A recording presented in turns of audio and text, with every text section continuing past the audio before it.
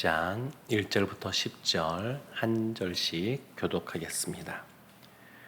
여호와께서 선지자 예레미야에게 바벨론과 갈대아 사람의 땅에 대하여 하신 말씀이라.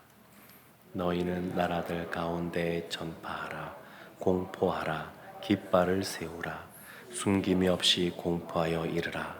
바벨론이 함락되고 벨이 수치를 당하며 무로닥이 부스러지며 그 신상들은 수치를 당하며 우상들은 부스러진다 하라.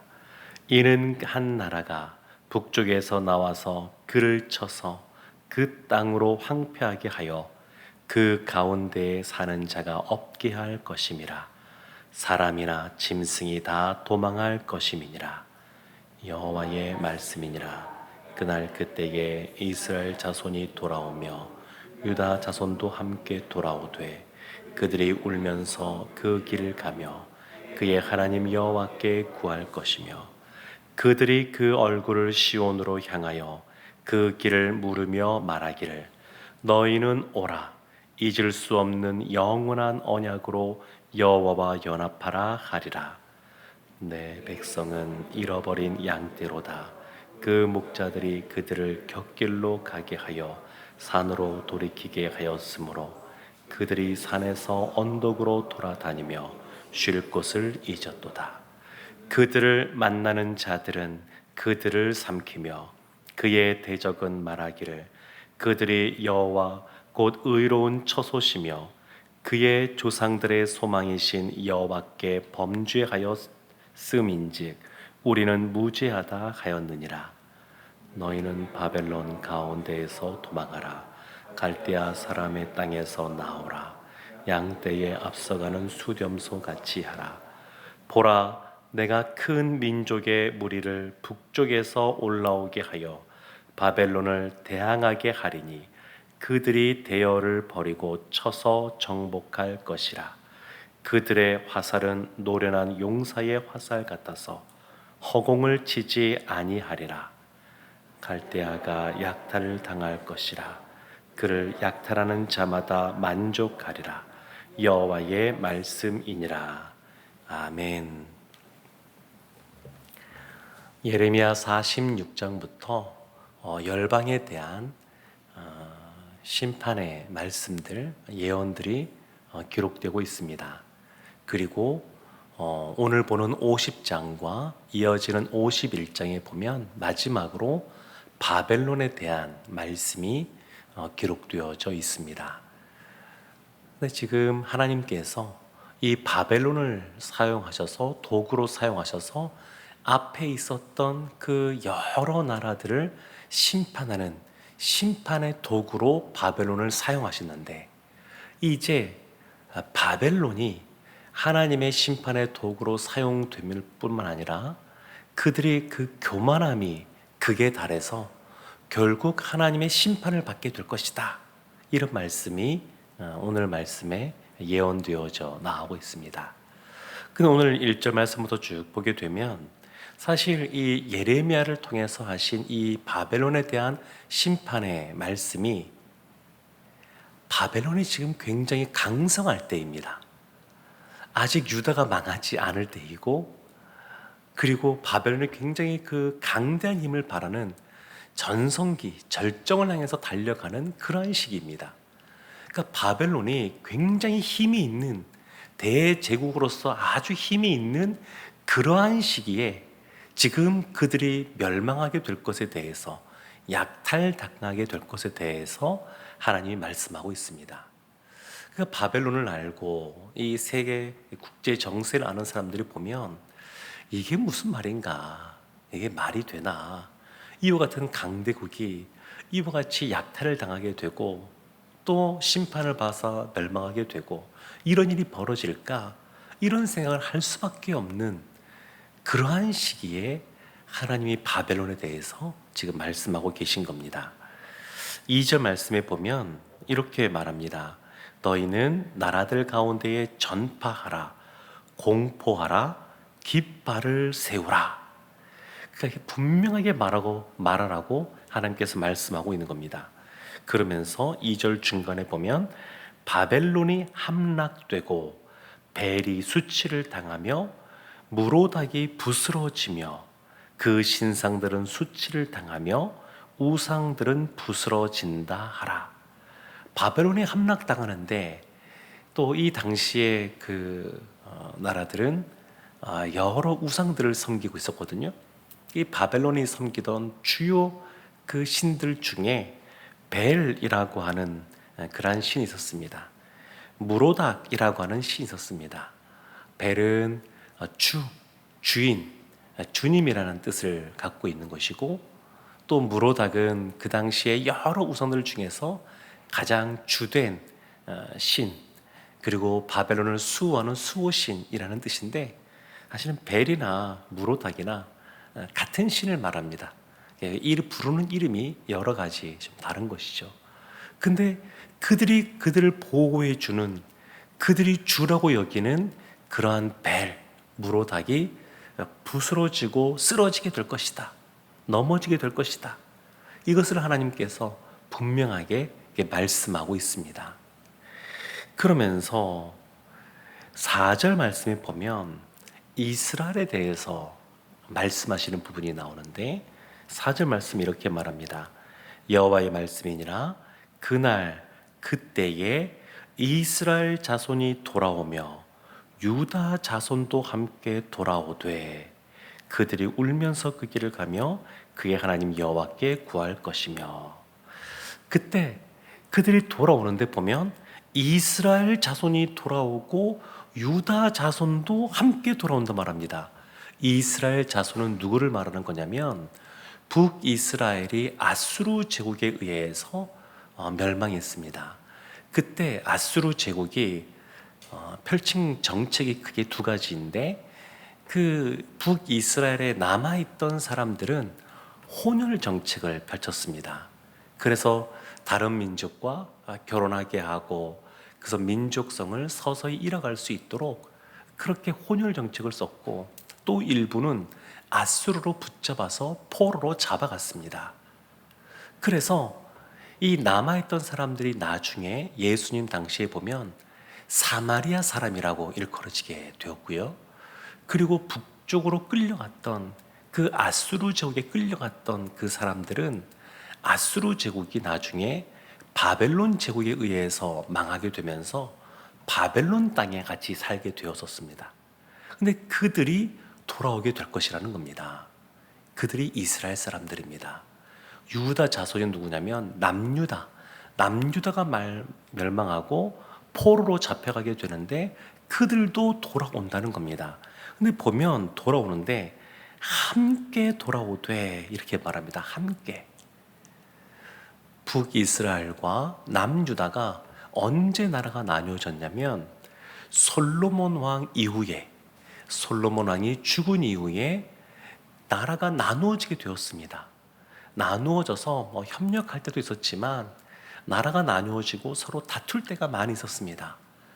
근데 이와 같이 다투고 서로 분열되었던 이러한 모습이 지금 함께 돌아오는 모습으로 회복된다. 하나님께서 이렇게 말씀하고 있는 겁니다. 그래서 이 말씀을 생각해보면 참 서로 함께하기 어려운 그러한 나라가 나누어지게 되고 여러 가지 상황도 달라지면서 이해관계가 달라지면서 다툼도 생기고 이러한 상황 속에서 어떻게 사람들 사이에 화해가 일어날 수 있느냐, 이 표현을 보게 되면 하나님이 함께 하시면, 하나님 안에 머물면, 하나님께서 회복시키시면 가능하다라는 것을 알 수가 있습니다. 이렇게 나라가 나누어지고 다투던 사람들이 하나님께서 은혜를 베풀어 주시니까 그들이 함께 돌아오는 것을 볼 수가 있습니다. 5절 말씀에 보면 이렇게 말하죠. 돌아오는 그들이 그 얼굴을 시온을 향하여 그 길을 물으며. 그들이 시온을 향하는 겁니다. 하나님이 계신 곳, 그곳이 시온인데 이들이 시온을 향하는 겁니다. 포로의 그런 시간들을 보내면서 하나님을 향하게 되는데, 안타까운 것은 뭐냐면 이렇게 나오죠. 그 길을 물으며. 나라가 망하고 나서 돌아올 때 살아있던 사람들도 있었습니다. 에스라서 말씀을 보게 되면 나중에 페르시아의 고레스 황제가 돌아가서 성전을 건축하라고 할 때에 그때 돌아와서 성전을 건축할 때 성전의 기초 공사를 마친 다음에 젊은 사람들은 우리가 이렇게 해냈어 하고 기쁨의 환호성을 지르고, 동시에 성경이 뭐로 표현하면 나이가 많은 사람들, 솔로몬의 성전을 봤던 사람들, 그 사람들은 이렇게 초라하게 성전을 짓는 것에 대해서 눈물을 흘리는 모습이 나옵니다. 안타까움에. 그러니까 남유다가 망한 이후에 70년 만에 돌아오게 되는데, 그것이 70년은 어떤 계산이냐면 나라가 망하기 이전에 다니엘이 잡혀갔었던 1차로 잡혀갔었던 때가 있었고, 에스겔 선지자가 잡혀갔던 2차로 잡혀간 때가 있었고, 마지막 나라가 망하고 시드기야 왕과 함께 잡혀갔었던 3차로 잡혀간 사람도 있었습니다. 70년은 다니엘이 잡혀갔을 때를 기준으로 말합니다. 그러니까 완전히 나라가 망한 다음에는 50년 만에 돌아오기 시작한 겁니다. 그러니까 살아있는 분들이 있는 겁니다. 나이가 많은 분들은. 그런데 돌아오는데 나이가 많은 분들도 뭐 있겠지만 보통은 잡혀가서 2세, 3세 되는 사람들, 그런 사람들이 돌아오는 겁니다. 그러니까 모르는 겁니다, 길을. 바벨론 땅에서 태어나서 바벨론에서 자라서 그 문화에 익숙했던 사람들. 그러니까 예루살렘으로 돌아오려고 해도 그 길을 모르니까 물어보는 것이죠. 물어보는 거. 그들이 그렇게 하면서 돌아올 것을 말하는데 5절 하반절에 이렇게 말합니다. 너희는 오라, 잊을 수 없는 영원한 언약으로 여호와 연합하라. 잊을 수 없는 영원한 언약. 예레미야 선지자가 새 언약에 대해서 말하는데 이 새 언약입니다. 잊을 수 없는 영원한 언약.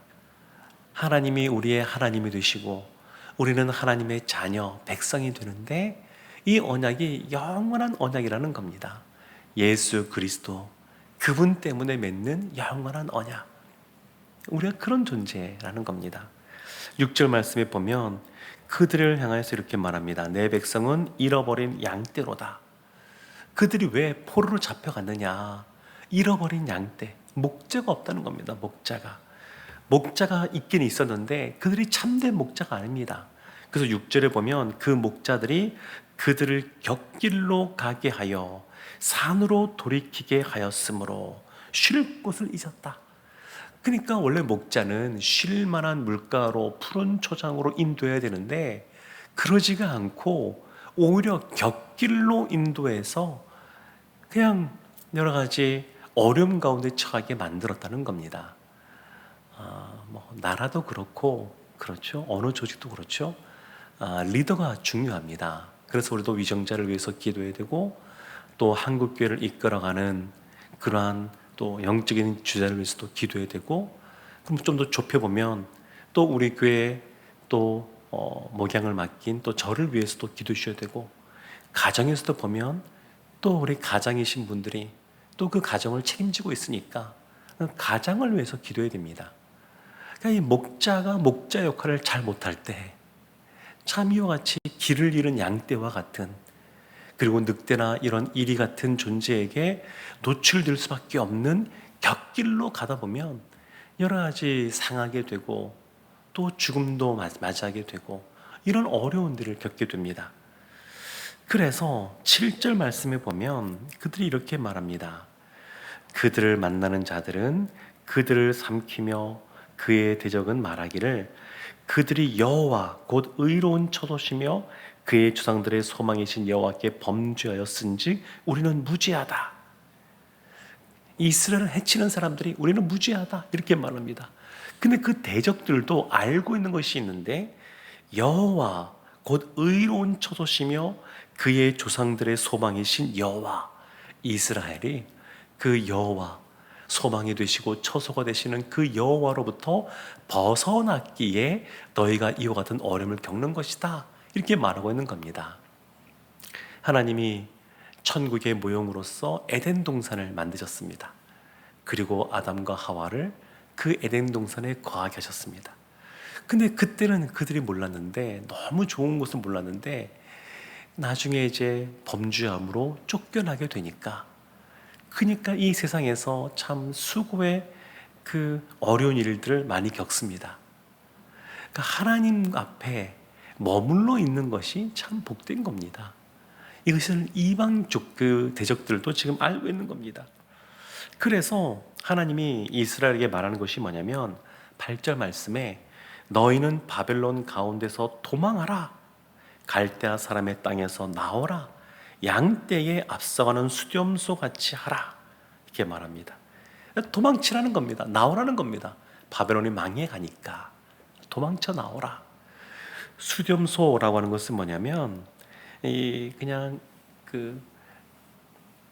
이 양떼나 또 염소나 이렇게 가두어 두었던 그러한 우리를 밤새 가두어 두었다가 그것을 이제 아침이 되어서 문을 딱 열면 수염소가 그것을 박차고 달려나가는 것처럼 그런 모습입니다. 박차고 나가듯이 그와 같이 그곳에서 떠나서 시온을 향하여 가라, 이런 말씀을 하고 있는 겁니다. 그러면서 10절 말씀에 보면 이렇게 말하죠. 갈대아가 약탈을 당할 것이라, 그를 약탈하는 자마다 만족하리라.